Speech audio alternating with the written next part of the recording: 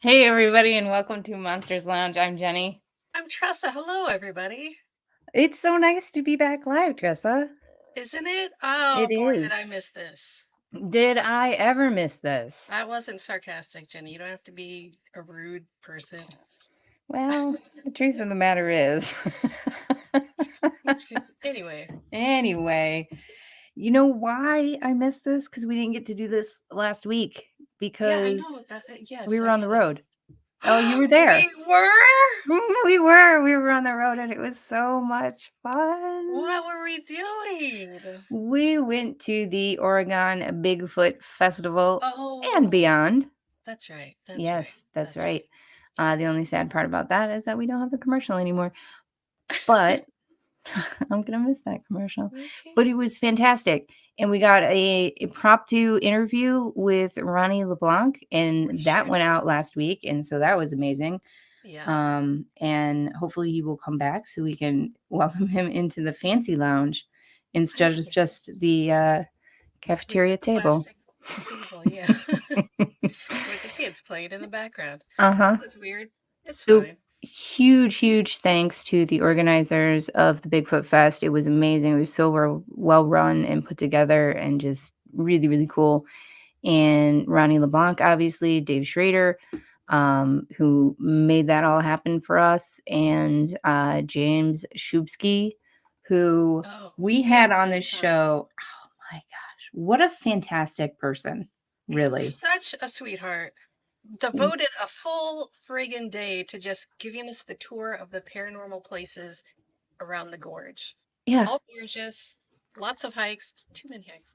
lots of And hikes. You loved the hikes. it's It was a lot of hikes, though. almost accurate. There was a lot. We went to all sorts of stuff, and Tressa spent time in the woods, and we went to a cave, and we will have all of the details of this and so Right many now. more facts right now. So listen, we flew in.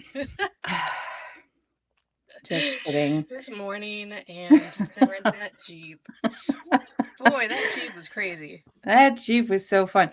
We are going to have those interesting details and a bunch of history about the area and us talking about how much fun we had and what great spelunkers we are. The best. The best ever. And we're going to have that in a future episode. So stay tuned and we will definitely get that out there. But tonight, this is just coming up, just coming up to be my month. We're doing so many cryptid things. It's great. I'm so And excited. You're so cute. I love it so much. I love it. Shut up. It's so great. You're adorable, is all I'm saying. Oh, so are you. Let's just Stop talk about that. it. Okay. All right. Also, you have pretty hair. Oh, you. No. Jeez. Yeah. Oh, Okay. we have a guest tonight? We do have a guest tonight, and Oh, we're very excited about this guest because we're going to be talking about Chupacabra and Dogmen, which I still can't quite wrap my head around. We've talked about it a little before, but it's something very interesting. Anyway, whatever, I'll get on with it. So we learned about Aaron because of some pretty cool documentaries and his books done by Small Town Monsters. One of which, obviously, the Chupacabra really intrigued me. So uh, we asked him to come on the show, and it's so great because there's a brand new documentary out that just came out today, and he's going to talk about that. And that is called Dogman Territory, and that is based on one of his books, Hunting Grounds, Dogmen of the Lakes. So we're going to hear a little bit about that. He is a San Antonio, Texas-based author and researcher and the former editor-in-chief of Paranormality magazine. When he's not chasing werewolves, he enjoys books, cartoons, video games, podcasting, and nunchucks.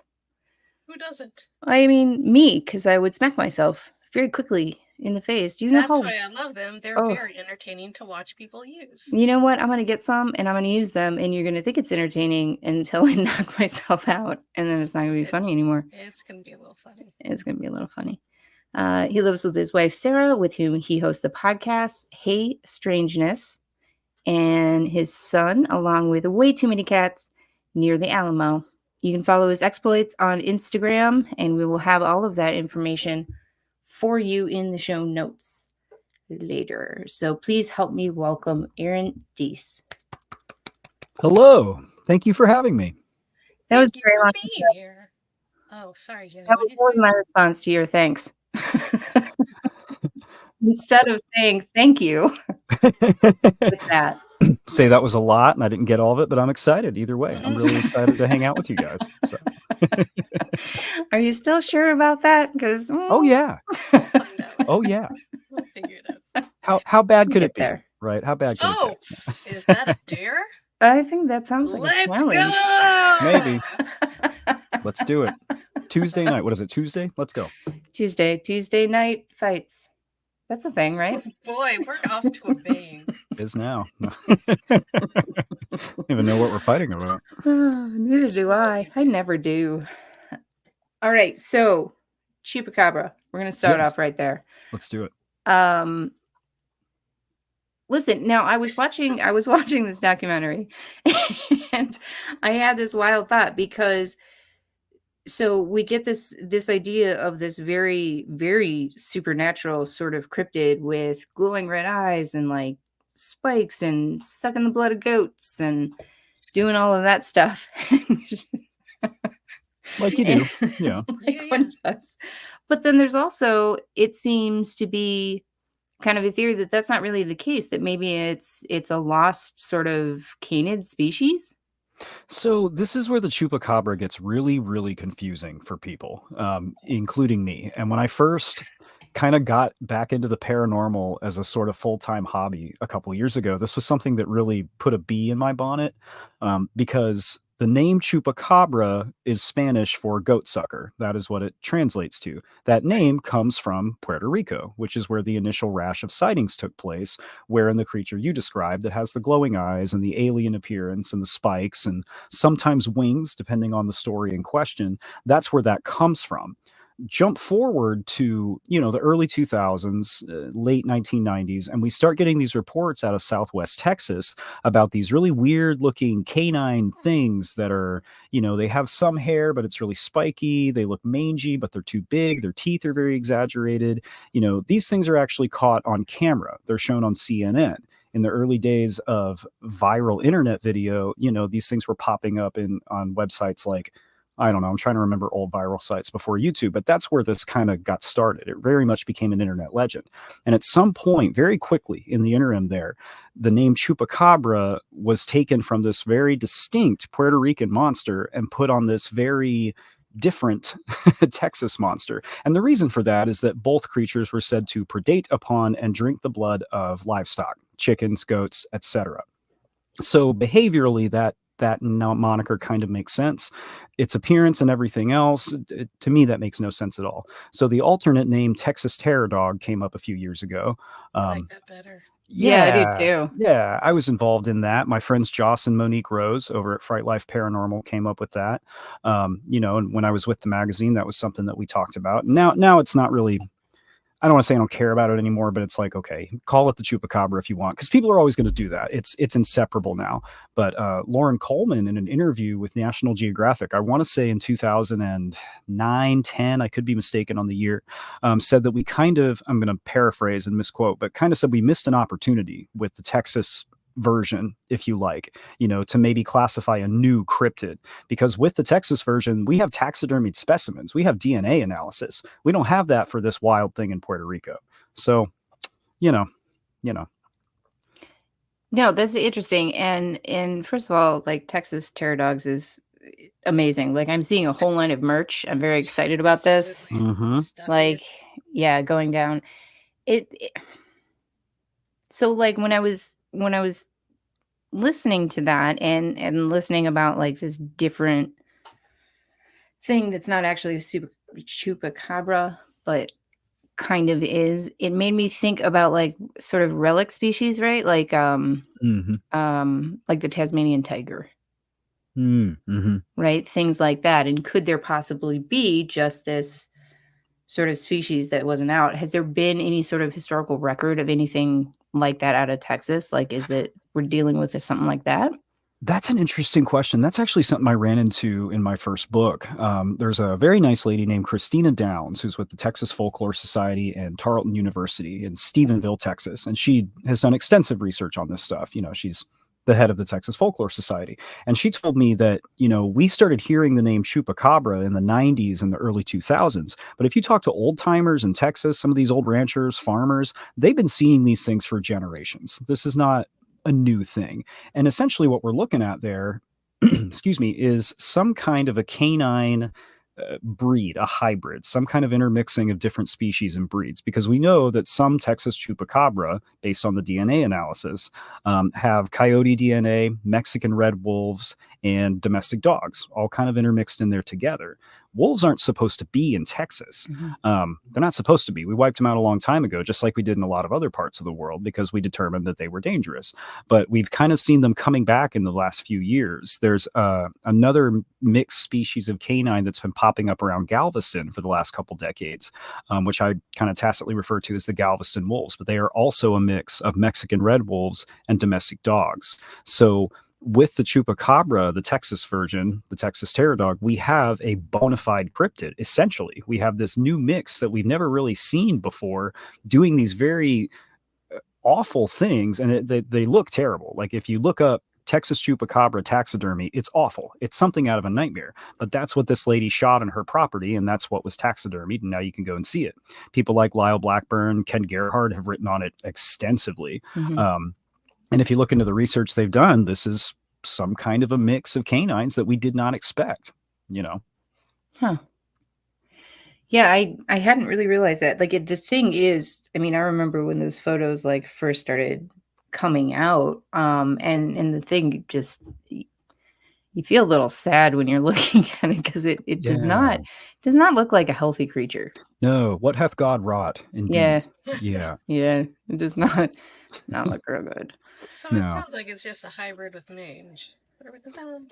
Yeah, essentially they sarcoptic mange is kind of a running trait with these things. My wife, who's a veterinary technician, her and I produced a podcast on this very topic, the differences between the two Chupacabras, back before I was with Small Town Monsters and kind of doing my own thing. And when we were looking at photos and stuff, immediately she's like, that thing has mange. That's a dog with mange. She's like, this part's weird, this part's weird, this part's weird. Those are inflamed anal glands. This is that. So, even people who with very close adjacency to animals look at this and go, yeah, I see that, but that's still pretty weird. Yeah. Can you tell us more about the inflamed anal glands? Can we avoid that? Maybe it's a phrase I hear a lot when I'm like, how was your day, sweetheart? A lot of that going on. It's a phrase, and she'll tell me stories that I dare not repeat. Nope. But yeah, veterinary technician, they're the true heroes of cryptozoology. Okay, for real. I'm learning about the Texas Terror Dog for the first time right now, because the Chupacabra in my head was always just like, okay, let's all settle down. Some lady saw a movie and she's describing the villain from that movie. Yeah, no, I'm glad you got to that. You've done your homework. Yeah, Madeline Tolentino, who is the person who first reported the Chupacabra, the first sighting that we kind of get that atypical description from. She later went on record, spoke to a journalist, and said, "Yeah, I had just seen the movie Species, and I think what I saw, I think maybe I was imagining it." But the problem with that, and that's when we get into questions of mass hysteria or tulpas or paranormal entities, because the problem with just saying, "Oh, well, Madeline saw a movie and imagined this," she wasn't the only one to report it. There were other independent witnesses, including law enforcement personnel, journalists who saw this thing. There's a very, very good episode of Unsolved Mysteries from 1996, 97, right around the time this was all going on. So it speaks about it very currently. Great episode where they interviewed different witnesses who were like, yeah, I saw this thing too. And one of them was I think it was a police officer, if I remember correctly. But long story short, she was not the only one to report seeing it. So that's where it gets funky. Okay. But I'm with you. I'm with Yeah. you. No, I'm with you. Yeah. It's one of those that even as somebody who's into this stuff, I look at it and I'm like, really, guys? Really? All right, let's see what we got. Yeah, no, that's my only real listen, I love this crap. It's the best. But when she comes out later and is like, "Oh yeah, I just watched Species," I was like, "Okay, I don't want to hear about the Chupacabra ever again." Then Yeah, yeah, But knowing, I didn't realize that cops had seen this and there were other witnesses, so I concede. yeah. It was a very graceful concession. It really Thank was. you. I'm That's really very good at nice. those. You are very good at this. Yeah, yeah. Well, and the fact of the matter is the Chupacabra is a cryptid that was, around and has been around for a very long time in legend and folklore, just maybe not here. Mm-hmm. Yeah, the idea of a vampiric monster is not new. We see No. it from all over the place. So then we get into other questions like, are vampires real? And that's Mhm. I don't know. I don't have thoughts on that. But we know I'm some glad you kind of brought it up chupa. I'll let you guys take it from here. But no, we know some kind of chupacabra is real, even if we're just talking about the Texas version in air Mhm. quotes. So, Yeah. Well, I like it, and I like the idea of terror dogs. Although I'm gonna need them to, work on some sort of cure for that mange. yeah, Not the yeah, Chupies, but Oh, yeah. you want somebody. them in little lab coats? I kind of really do want them in little lab coats, Coats. little Bunsen Test burners. It's worth a shot.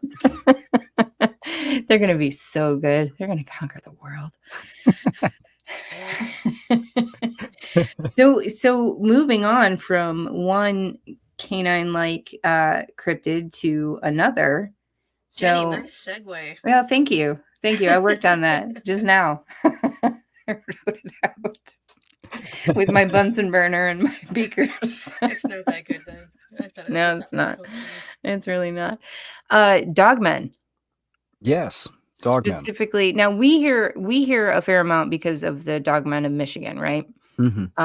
But they're very prevalent in sightings more southern as well, right? We're noticing that there is a heavy concentration in Texas, which is what I wrote my first book on, the Texas Dogman Triangle. I think I have a map behind me here. Yeah, Oh, No, nice. there's a you map do. made by my That's good a friend huge Jonathan Dodd. triangle. It's Yeah. very big, yeah, and it's a weird thing because when I came up with that term, I was looking at 3 sightings that were kind of concentrated in the area that I was living at the time, and I was like, "Oh, here's a triangle, cool."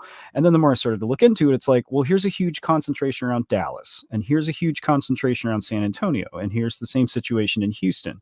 Now this triangle is much, much bigger, but like the name still applied. So that was weird. But to answer your question, yeah, we're seeing more sightings kind of being mentioned and talked about in more southern areas. And it's the phenomenon, at least the upright canine motif, has been talked about in places like Louisiana for a long time because we have the Rougarou down there. That's a distinctly different legend from Dogman is a cryptid. That's kind of a separate thing. But we're still seeing these people who will say, yeah, I've seen a wolf that walked on 2 legs in a place where there aren't even supposed to be wolves. So, yeah. Now, from my understanding of it, which is incredibly limited, you have your kind of big 3, right? You have the werewolf and the Rougarou and the Dogman, but the werewolf and the Rougarou are they more like in the shape-shifting sort of like one thing turns into another, and the Dogman is just kind of a Dogman all the time? That's kind of the running idea that a lot of people seem to have. The difficulty when you get into trying to separate werewolf from dogman is that what is a werewolf? We think of it as a shapeshifter, as a wizard, warlock, witch, something like that. But most of what we think of as a werewolf when we're talking about that comes from Hollywood, comes from pop culture.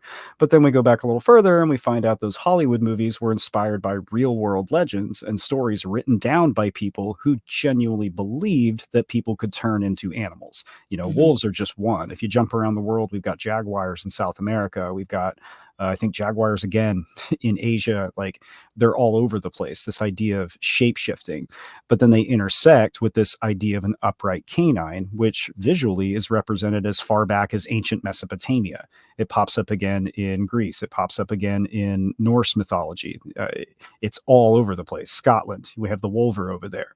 And then you get to North America in the modern day, and people are reporting seeing these things in the trees or on their ranch lands or in national parks and camping grounds. So then we have to start asking, okay, well, are these sightings, are these the same thing that people have been talking about for generations?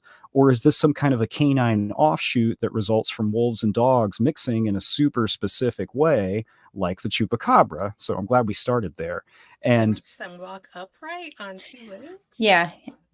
right, it doesn't make sense. Zoologically, it does not make sense. There are Mhm. very, very few reasons for a canine, any quadrupedal animal, but for a canine to walk on two legs doesn't make sense. We know it's possible. We know that canines can adapt to bipedal locomotion. Everyone's Usually, been to the dog circus, yes. exactly. We see it. The problem is we don't see it in the wild, at least not very often. 2 years ago, we had a case out of England of a fox that showed up in someone's yard, was captured on video. You can go look at it right now, walking on its front legs. Now, it didn't have hind legs, so it was injured, it was deformed or something like that. It was compensating for an injury or an illness. Sure. But it proves that a canine can adapt to that kind of locomotion in the wild without human intervention. So it doesn't prove that Dogman is a biological cryptid. There are many, many arguments against that, but at least it could be possible. So then it gets really hard because a lot of these encounters, while they are very much these sightings of cryptids, I saw it in the trees, I saw it by the roadside, it killed one of my dogs. 50% or more of them bleed into the very like supernatural, spectral, strange realm where you're running into stuff that eyewitnesses are reporting and experiencing that you don't experience when you just see a weird dog. So, Yeah, it Such very as- much.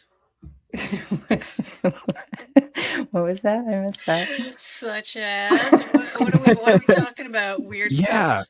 We can talk about one of the cases in Dogman territory, the new film specifically. A gentleman named Martin Groves. He's a former law enforcement officer, 30-year career, well known in his community, well respected. His reputation and his background are not in question. You know, this isn't one of those witnesses. It's like, well, he said he was in the army, but we're not really sure. No, we know who this guy is. He saw a movie last week, and he's pretty sure that. Yeah, he's not one of those guys. Martin is interesting. In addition to being just a very kind and gracious man, I hope he's watching right now.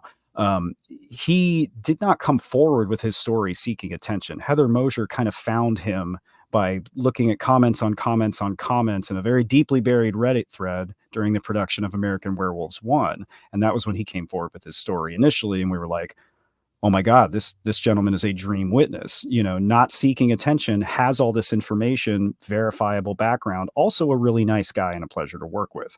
Dream witness all around. So, but one of Martin's encounters, you know, he experienced immediate symptoms of like nausea, disorientation, physical illness, like he had been exposed to some kind of a chemical weapon. And again, as a law enforcement officer, he can make that comparison. He's been exposed to chemical weapons as a part of his training, you know, pepper spray and stuff like that. Yeah.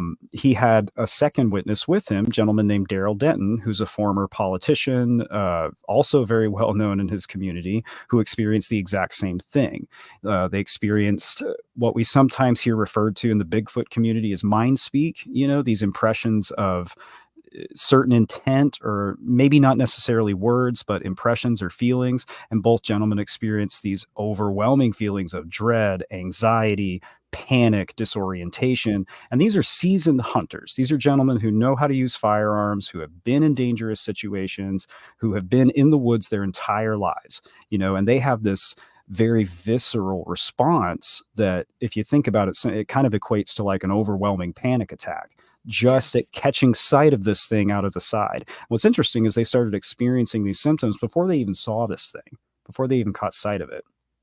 So yeah. Is there any like infrasound is the first thing that popped into my head. Again, you mentioned like the Bigfoot thing that is well reported with Bigfoot sightings.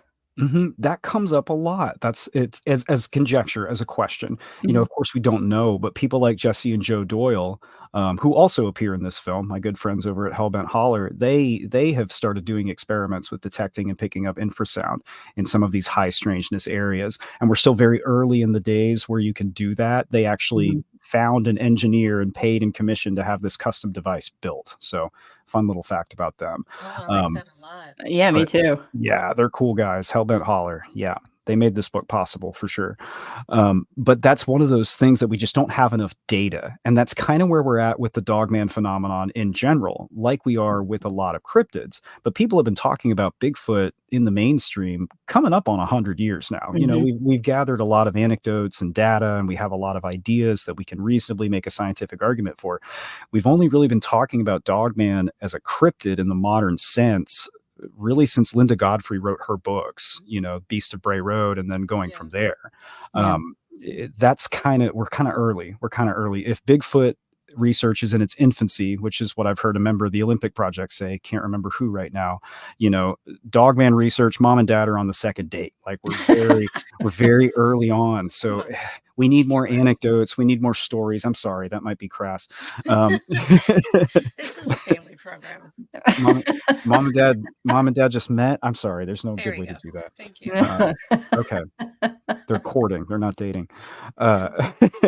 We're just very early on, you know, and even since my first book came out, I've had other people reach out to me in Texas that are like, hey, I saw this thing when I was very young. I didn't know this was a thing until I saw your documentary, you know, because that book also has a documentary companion directed by Seth Breedlove. So that's interesting to me because we're getting more reports, we're getting more information. And what's cool is that these reports very often correlate with or seem to back one another up. You know, what Martin experienced is not unique. We hear this very often with Dogman reports, these feelings of panic and disorientation. Physical descriptors, the upright stance, obviously, but pointed ears, glowing eyes comes up a lot. Those are recurring. Those come up again and again. So we're seeing cases that, while not every case is the same, there are overlapping patterns that we find in Michigan, Ohio, the Carolinas. I'm hearing stuff out of Florida now, Louisiana, Texas, the land between the lakes, of course. Yeah, that's wild to me. What about like areas of, you know, because you'll get a lot of cryptid sightings sometimes around like national parks. That's one of my favorite things in the whole wide world is national parks and like all the weirdness that happens in and around those areas, right? Are there reports coming out of there, or is it not so much? Seems to be, yeah. In Texas specifically, you know, we see them a lot in natural preserves, campgrounds, state parks, areas like that. Quite a few state park encounters in Texas. The land between the lakes, of course, is the largest inland peninsula in the United States. It's a national recreation area. We see them all over there. Ohio has quite a few sightings you're seeing them online. There are some reported ones. The Defiance werewolf is a fun one out of Ohio. There are 75 state parks in Ohio. So there's definitely some correlation and overlap there. Yeah. Too many. Let's hear more about state parks. I'm sorry, federal parks. What are they called? I don't care. Let's go to. There's different ones I'm learning, actually. There's state, there's. Are you troubled by strange noises in the middle of the night? Do you experience feelings of dread in your basement or attic? Have you or your family ever seen a spook, spectre, or ghost? Then Haunted Magazine issue 41 might just be for you. In issue 41 we have The Enfield Haunting, an interview with Dave Schrader, Danny Robbins, and lots more. Out now in stores, app stores, and online at bit.ly/Haunted Magazine. Remember, don't be normal. Be paranormal.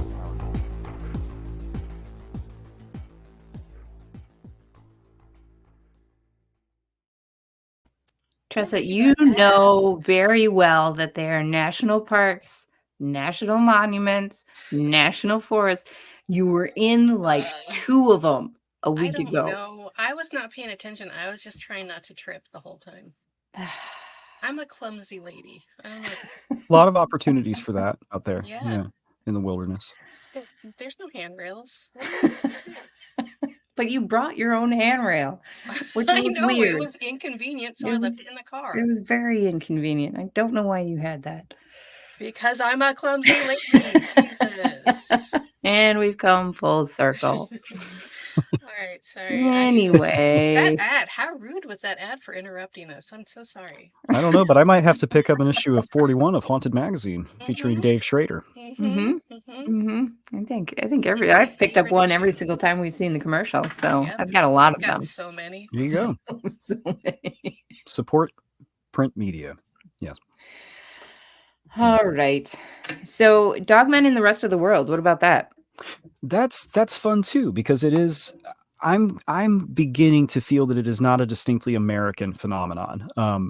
We have the Nagual in South America, Mesoamerican lore, which is a shape-shifting warrior or shaman, depending on which culture, because they were present with the Incas and the Mayas and the Aztecs. Depending on who we're looking at and what tribe, they were interpreted or regarded in different ways, but they were said to be able to take on the form of animals. Jaguars come up a lot. One name they're referred to by sometimes is the Jaguar Men, but they could turn into snakes, balls of fire, and wolves. So that's fun. There's, of course, the Very European, fun. right? It's fun. Turn into fire, then a wolf. Come on. Halloween Who costume doesn't- for the rest of your life. Thank you. Who Great doesn't hit want at to turn parties. into fire? Yeah. I'm I just cold, want to. I'm not. Yeah, I just want to see. That's the ultimate hold my beer. Right? See something cool.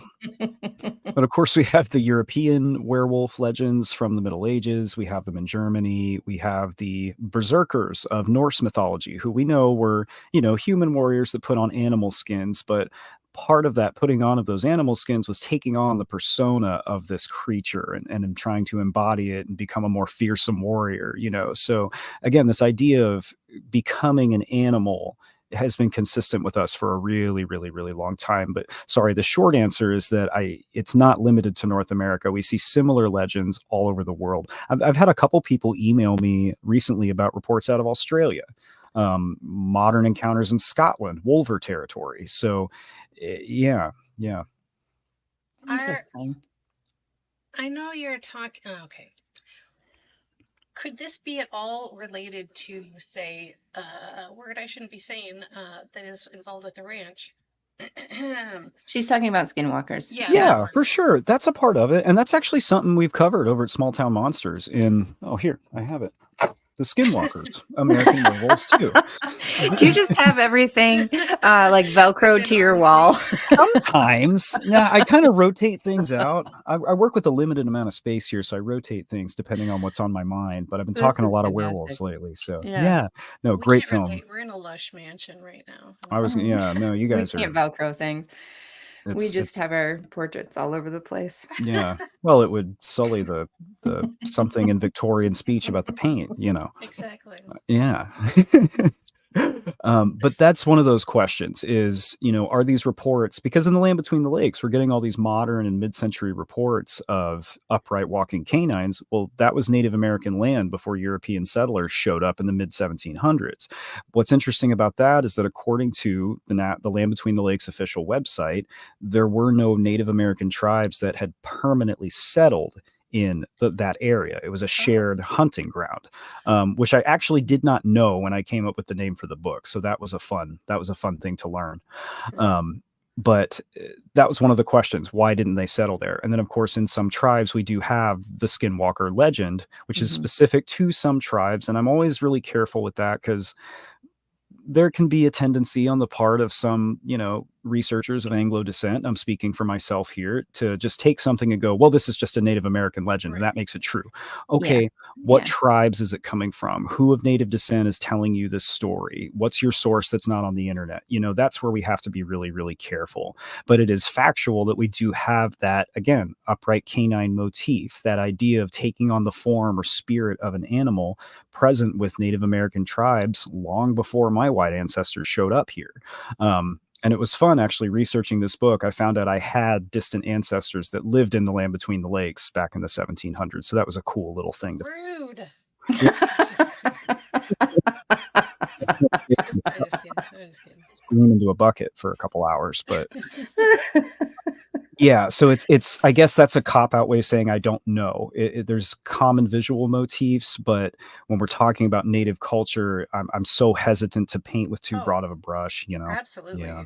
That's totally respectful and makes perfect sense. Yeah, I feel like you can't really speak on that unless you've spoken to and gotten eyewitness reports from someone of that descent.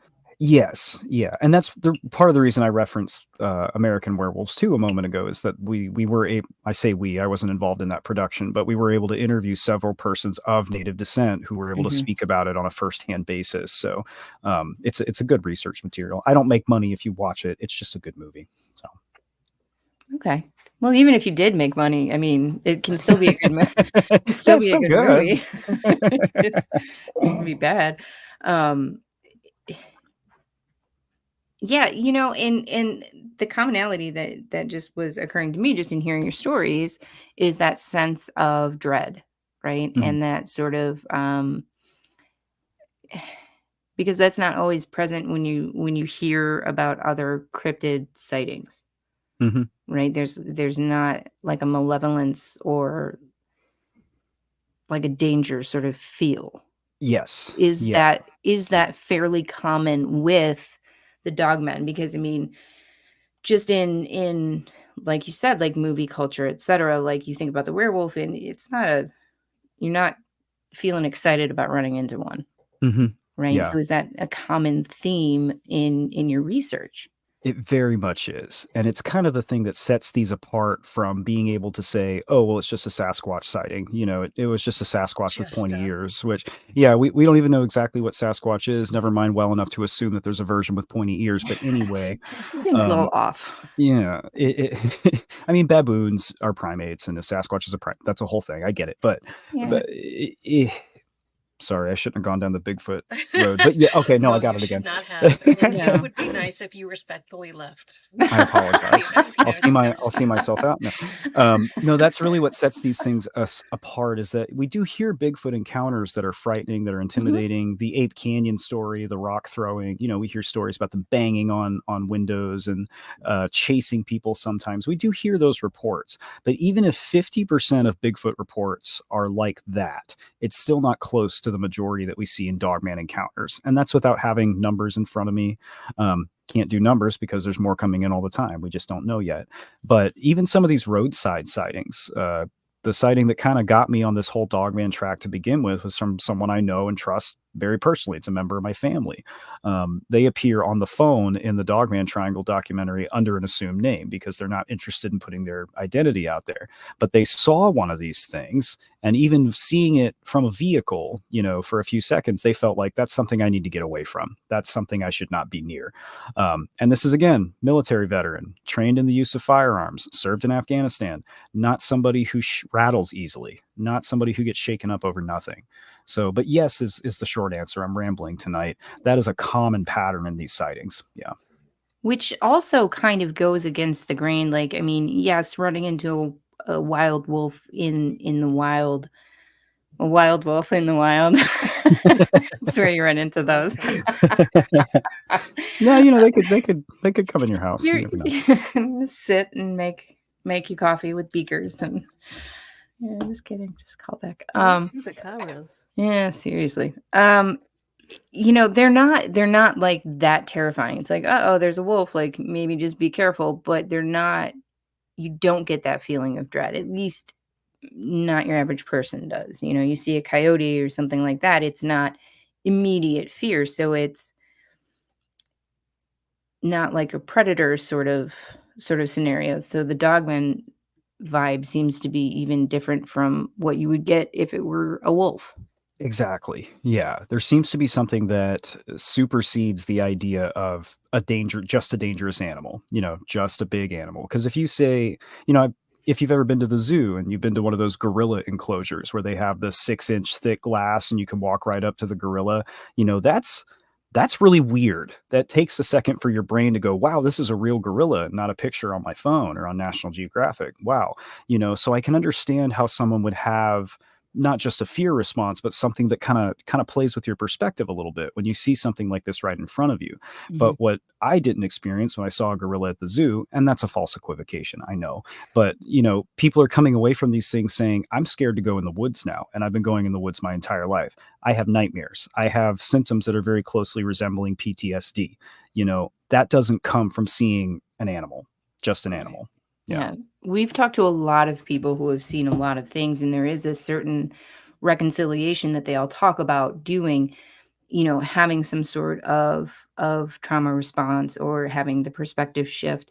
But very rarely is it so shocking and violent that it causes a reaction like that, just in the people that we've talked to, and that's sort of across the board paranormal.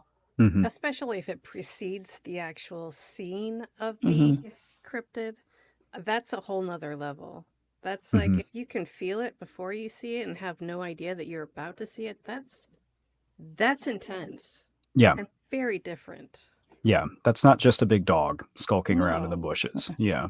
And it's one of those things like you hear again with Bigfoot. I hate to keep making that comparison, but you hear about, oh, the woods went silent before I saw this thing. Like Mhm. my dog freaked out. We have a few stories that involve domestic dogs being on the scene at the time. And there's one case in particular out of Texas where they were said to have actually been attacked, but you hear of dogs just freaking out, either being very afraid or going into like fight mode immediately, so. Yeah. Which also does lend itself to that idea that it's along the lines of like a skinwalker or something, malevolent magic going on there. Mhm. Or just paranormal. It doesn't all have to be stupid and scientific. It can be fun and paranormal. Come on. It can. Well, it sounds like scary, fun, and paranormal. Yeah. Yeah, it's a very fun topic. I get to write about Yeah. werewolves every day. That's Yeah. cool. That's Um, very cool. but it's confounding. Yeah.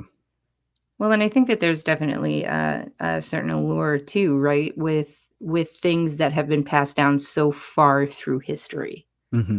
Hmm. that it's not just a modern invention of people getting creative or fantastical with things. Yeah.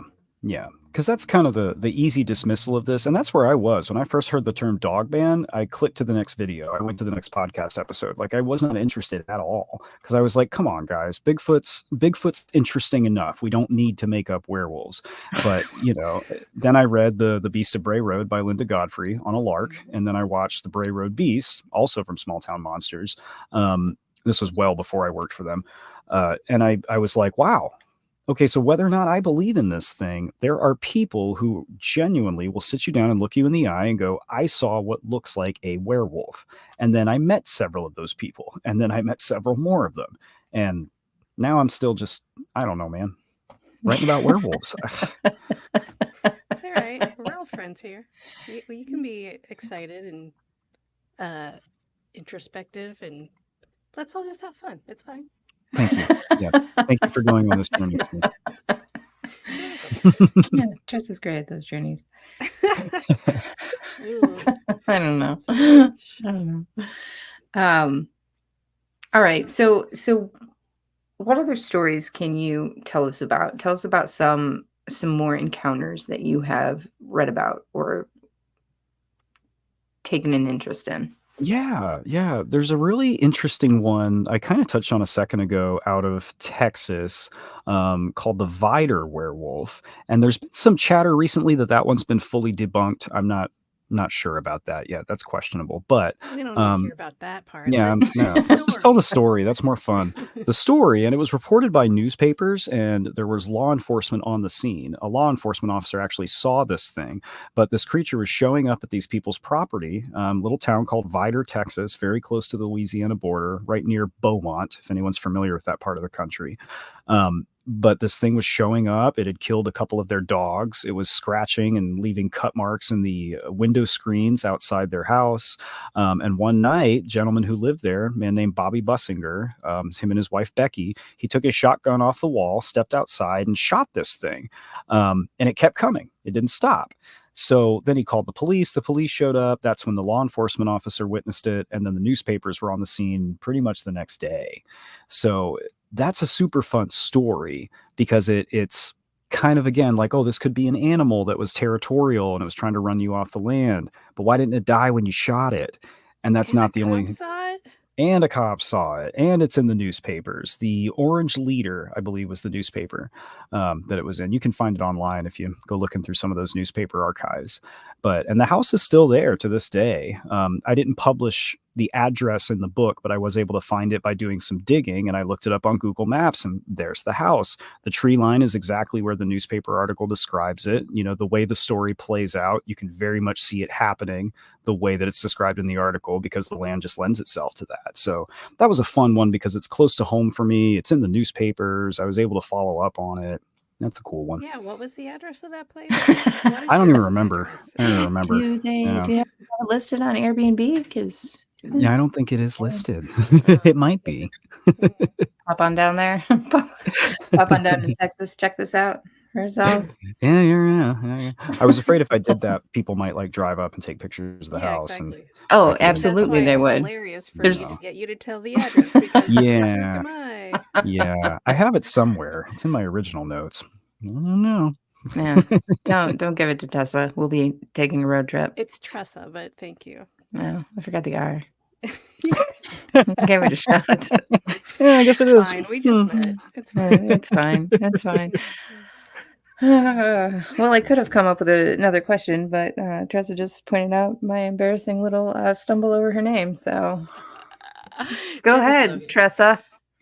Listen, I think Jeni wants to ask you about Ape Cat because we were just in Ape Cat country in Oregon. Oh, I don't know about Ape Cat. I'll be honest. Boy, let I'll us be take you honest. on an adventure. This is a We're wildly not going cool to do thing. that, but No, basically, we're not. what's the gorge's name?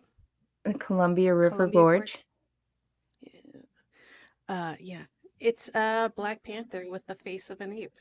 Ooh, I like this. Yes. I You like get to see this. where it lives, and it's fantastic and gorgeous, and boy, oh boy. But you don't know about it, so we'll change the subject. Well, I'm Jeni? gonna go look it up. Yeah. All right. So James, James is the gent who took us around the Columbia River Gorge. He runs his mother-in-law's outdoor store. That's his store now, called Margie's Outdoor Store. And it's a delightful little place. Absolutely adorable. If you are in the Columbia River Gorge, look it up, go see it. It's really cool. So that whole area is just phenomenal anyway. And we talked to him about something called the Klickitat ape cat. And this has been something that has been reported 60s, 70s, I think. So it's fairly recent. And there's a lot of theories about what it could be and where it comes from. But he just gets hundreds of reports about, or he has collected hundreds of reports about this cat that has a face that very much resembles an ape. It's not bipedal. It's walks on all fours and generally is not aggressive towards humans, but just sort of acknowledges and then moves along. But people see this thing all the time, and it's just a massive, massive black cat. Face that kind of resembles an ape. Yep. And if you look into the history of the area, which we're not going to get into tonight because we're going to talk about that in detail in a later episode. But seriously, look it up because it's all kinds of interesting. The actual area, the geography of the place. Which actually kind of brings it up. Like, what? And what the government was there for. Oh, yeah. And what the government was there for. It's bananas. Yeah. It's straight bananas. Yeah. During the Manhattan Project, a lot of... You just said we weren't going to talk about it. What are We're you just going to give a brief overview. Okay. Yeah, during the Manhattan Project, a lot of the plutonium was... I don't know what the scientific word for it is, but manufactured, there we go, manufactured around that area. So, kind of so that then you start asking, is this some kind of a mutant? There it is. Kind of like the TNT Center. Animal testing theories. But yes. And this actually made me think of it because I was listening to a couple of episodes of your podcast and I'm not going to say it right, Nagual. The Nagual. Nagual came up. And I listened to that episode because we had just done, just heard all about this ape cat. And the thing that struck me was the jaguar. Right. So if you look at jaguars and panthers, they're extraordinary animals. But there have been some indigenous references to some sort of protector spirit animal that takes the shape of a panther or a jaguar. Interesting. Yeah. Yeah. I'm gonna have to look into that. I'm hearing about this for the first time. This is really cool. It's really cool. James talks about it a lot. You can go back to that episode. Also, any of our listeners, please go back to that episode and give it a listen again, because he's just the coolest, probably one of the smartest dudes that I've met. Very well researched. Wow, Very that's cool. We've got a guest right now. Yeah, I know. Who is also very well researched. Did I say anything bad about our guest? Yeah, you were No. like, A lot smarter than this idiot. yeah, like, what? That's the card that I held up in probably the is. background. He probably is. But he can talk about it, just as you can. Yeah, Dogmen. that's fascinating. Yeah. Yeah. Do you got So, any more stories about that you can without giving away the whole documentary before we go? Yeah, I mean the one that I think a lot of people will be really interested to learn more about is the notorious Land Between the Lakes massacre, and that's a really interesting story because it's kind of superseded the world of cryptozoology and paranormal stuff, and it's really made its way into like the creepypasta clickbait realm. Like if you search LBL massacre, you'll find no fewer than 50 YouTube videos. I just stopped counting after 52. It's all over TikTok, it's all over Instagram, it's on Facebook. You watch one once a week, you get it. Yeah, 52. yeah. It's all over. And what's fun about it is it really originates with cryptozoology. Barton Nunnally did a documentary in 2007, I believe, called Hunt the Dogman, High Strangeness in Kentucky. And that's where the story kind of originates, with a witness named Jan Thompson, I believe her name was. She's passed away now, but she was a gas station clerk near the Land Between the Lakes around the time this is supposed to have taken place. The story is that a family of 4 were camping in their RV in a new campground in the LBL, and they were killed by one, or in some versions, 2 of these dogman creatures. And even being what I guess you could classify as a dogman researcher, I wrote this story off for a very long time because it's a creepypasta. It's an urban legend. It's Polybius. It's Bloody Mary, right? It has to be. But then you get out there, the Land Between the Lakes, and you talk to people who have lived out there for a very long time. And they've been hearing this story since well before the internet. The earliest we could trace it was 1982, which is when it's said to have taken place. So it's kind of one of those things, like, yeah, it could just be a crazy story that got out of control when the internet got a hold of it, but it's been around a lot longer than the internet. And then it correlates to all these modern dogman encounters. It correlates to mid-century reports. It correlates to other dogman encounters and reports we hear about them being aggressive, hanging out near campgrounds. So that was kind of not I guess kind of the main thing we dug into in Dogman territory. It's an overview of the Dogman phenomena in the Land Between the Lakes, but we spent a not insignificant amount of time on that case. So Wait, were you able to find a record of those people existing before they were killed? no, that's part of the problem. Yeah, Part of the that's problem. Yeah. And there's a person who has come forward in the last couple of years who claims to be a witness and a survivor of that event. We were able to talk to him for the movie, and I was able to interview him for the book as well. So that mixes up the story a little bit. There are a lot of polarizing thoughts on his encounter, or his account rather. But it's a very, very interesting story that I went in thinking there's no way there's any truth to this. And I came away thinking, okay, I'm pretty sure something happened here to give rise to this. It wasn't nothing. So yeah, that's absolutely wild. Just kind of like we were talking about earlier, just the not hearing much about the dogmen, and then all of a sudden you hear some more information, and then you're kind of wildly fascinated. yeah. Anything pre-internet, if we can trace something to pre-internet, that doesn't verify it, that doesn't prove it, but it holds a little more water with me at that point, because the internet is where we all live now. We all know how it is. Yeah. There's something to be said for the longevity of the story, for sure. Mm-hmm. Yeah, absolutely. Well, we got to wrap this up. Please tell us all the things that you want to promote right now. Yeah, well, definitely follow Small Town Monsters on any of your social media platforms. We're on all of them. I know that because I'm the one that updates them. Dogman Territory just came out today. You can stream that on Amazon. You can order a physical copy from smalltownmonsters.com. We're also regularly airing episodic YouTube content on UFO, Bigfoot, all kinds of fun stuff. UFOs, I said that in the singular. UFOs, Bigfoot, all kinds of cool stuff over at the Small Town Monsters YouTube channel. And then you can follow me at hey_strangeness on Instagram, or you can email me, Aaron@smalltownmonsters.com. Yeah, Thank you so much for joining us. This has Thank been you. a pleasure. Been looking forward to this. Thank absolutely. you. Very much so. Please go check out his stuff because I really enjoy them as well. It's good stuff. It's good documentaries and Wait, Fun whatnot. stuff. folks.